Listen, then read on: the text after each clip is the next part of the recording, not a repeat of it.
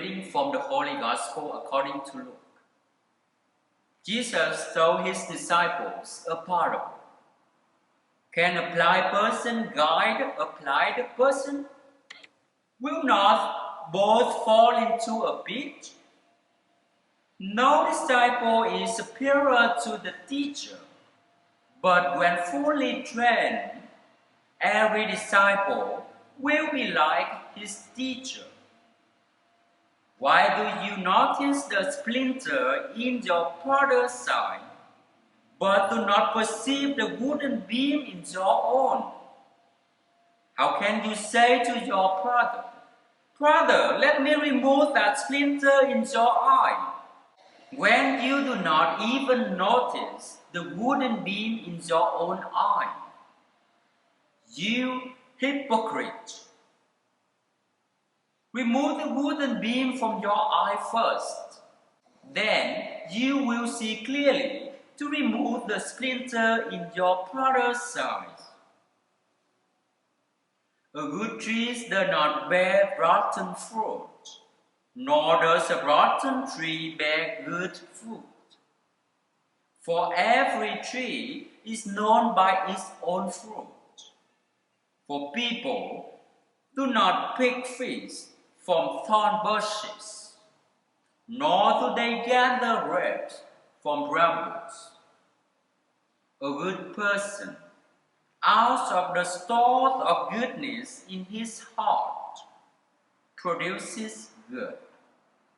But an evil person, out of a store of evil, produces evil. For from the fullness of the heart, the mouth speaks. The Gospel of the Lord. In today's Gospel, Jesus challenges us to avoid pointing out the splinter in the eyes of others before acknowledging the wooden beam in our own.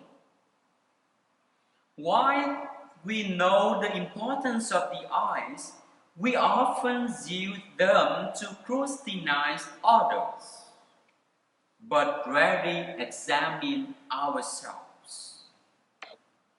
If we were to look at ourselves with a mirror, we most likely will see what is great about us, and less likely to see our own faults. We like to judge. Jesus teaches, do not judge others. This command implies that we should first examine ourselves, because until we remove the wooden beam, the vices and prejudices in our eyes, we should not pick up the splinter in another's eyes.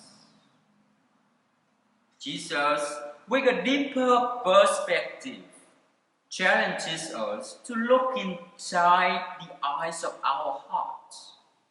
He asks us to check the eyes of our souls for cataracts that might prevent us from clearly seeing life around us. He also invites us to practice self-examination, to acknowledge our sinful condition more clearly before God. Self-examination and learning with Jesus will gradually build God's heart within our own, allowing us to live, speak, and act out of that great store of mercy and generosity. When we make a humble effort to admit our mistakes, change our hearts, correct ourselves first by examination, we can help others find the right path. Saint Augustine prays in his confession, Lord Jesus, let me know myself and know you. What does know myself mean? What does know ourselves mean? Knowing myself, knowing ourselves means recognizing that we are weak and often fall. Knowing ourselves means recognize that we often cover up hypocrisy to sympathize with others. And knowing ourselves means recognize that we like to show off our enthusiasm so as not to criticize and ridicule anyone. Acknowledgement of our own weaknesses and failings should prevent us from harshly condemning others.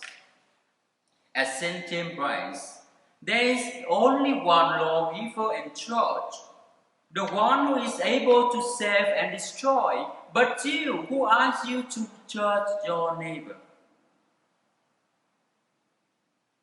Therefore, when we judge and condemn others, we are usurping or stealing the power and position of God Himself. If we stand with our brothers and sisters, asking for God's mercy, instead of taking God's place to judge them, we will live compassionately with our brothers and sisters. Jesus tells the adulterous woman, I do not condemn you. Go and sin no more. Each time when we go to confession, the law never condemns us. So how do we dare condemn each other? Why do we dare to judge?